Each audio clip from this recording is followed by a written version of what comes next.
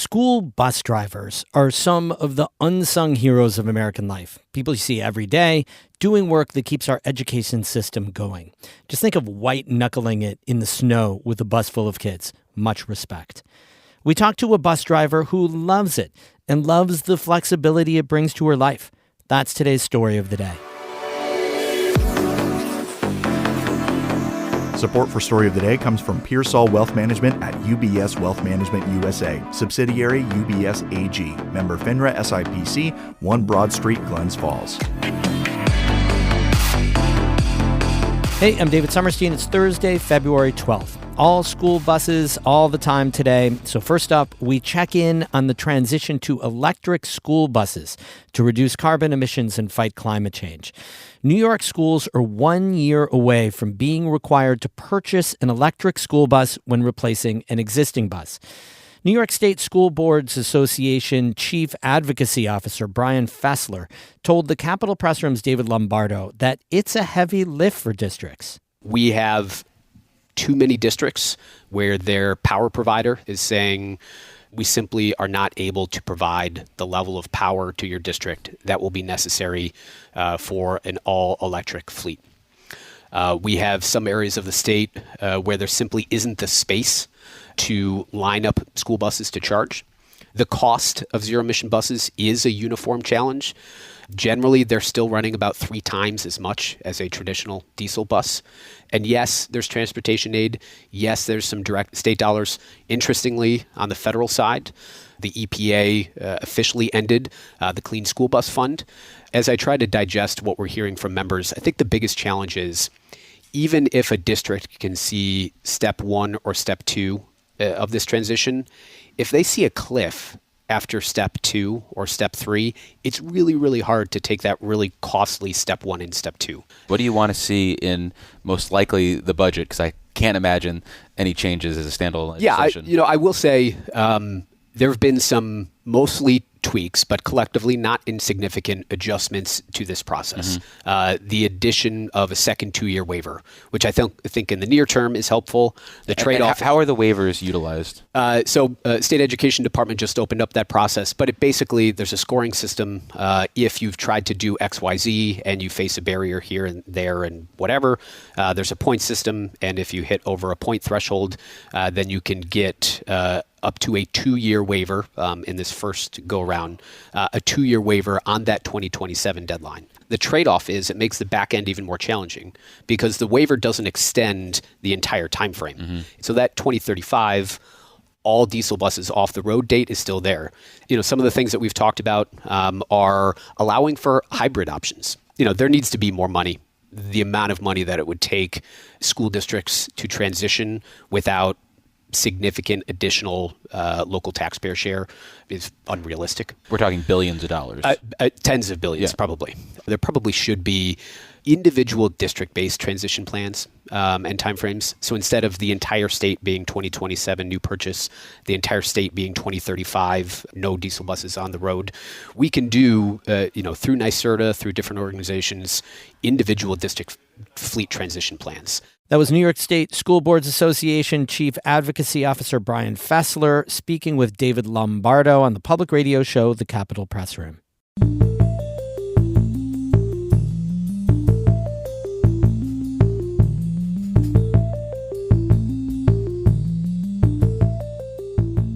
It might not be a particularly glamorous job, but school bus drivers are so important to our rural communities.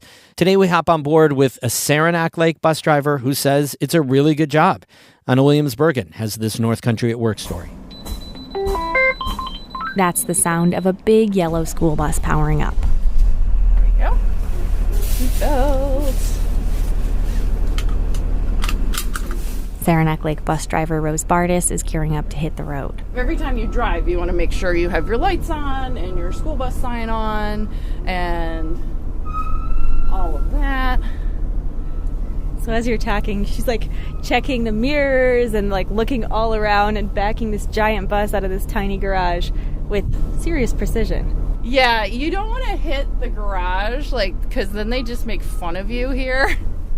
Bardis and I head off on her usual route. We pull out of the bus garage in Bloomingdale and head for the village of Saranac Lake. Bardis maneuvers this bus like it's second nature, but she's only been driving for 4 years. She spent most of her career working traditional 9-to-5s as a lab technician, but she just got burnt out. I just quit. I was like, I can't do this anymore. I need to do something different. I'm not happy with my work and my life and how, I'm so busy all the time. And so I just quit and was like, I'm out of here. She left without a plan. Bardis says becoming a bus driver was divine inspiration. I was just driving around during my 2-week notice period, and I saw a bus drive by, and I was like, I could do that. Why not? I never thought of that, in a million years. She didn't know about the schedule or the hours, but she figured they probably had summers off. So I called the bus garage, and I was like, what do I do? I'm interested in being a bus driver. Are you hiring? And they're like, we're always hiring. The rest was history.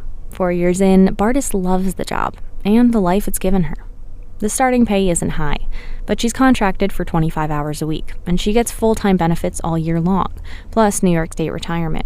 She says their union keeps healthcare costs low, so even though her wage is a lot lower now, Bardis brings more of that paycheck home. So I only drive 2.5 hours in the morning, 2.5 hours in the afternoon. The rest of the day is mine. As soon as I walk off that bus, my work is done. Bardis says that separation makes a big difference. It's allowed her to keep working at the lab part-time. And as a working parent, being on the school schedule is a game changer. Bardis' daughter goes to Saranac Lake High School and competes in 3 different sports. With her old job, it was hard to juggle. Now, it's not. I can sign up for her sports competitions and her meets and drive her and her team and then get paid to watch the competition or the meet, and that's amazing. That's something I don't think I'd be able to accommodate working a regular job, because I would be working. In a lot of ways, bus driving is a great fit for working parents. But Bardis says she's one of the youngest drivers in her district. She thinks more parents should consider bus driving, especially since schools are almost always hiring. We have actually had to call a snow day and cancel school because we ran out of bus drivers. And it was not snowing at all. It was a sunny day in the spring, but we had no more drivers left.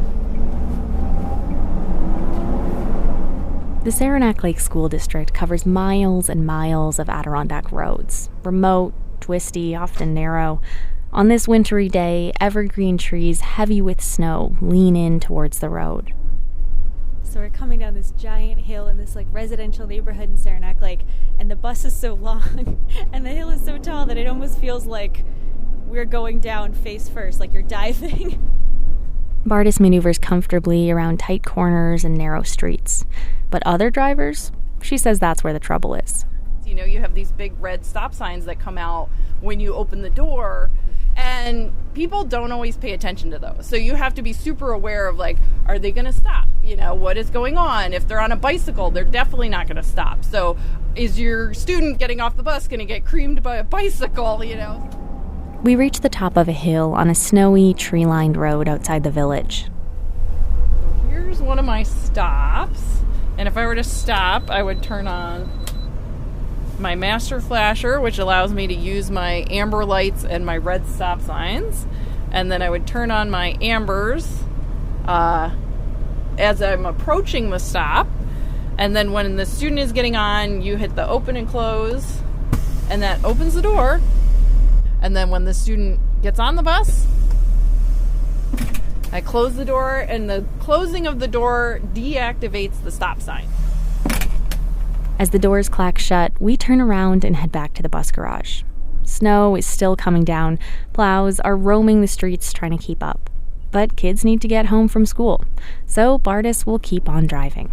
It is currently snowing, and the roads are mushy and yucky, and we're driving, we're out there.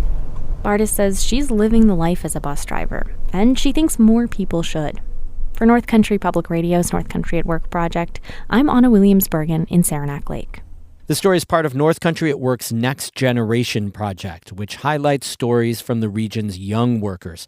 If you have a story in mind, we want to hear it. Just text the word NEXT to 315-978-6277. You can also email us at work@ncpr.org.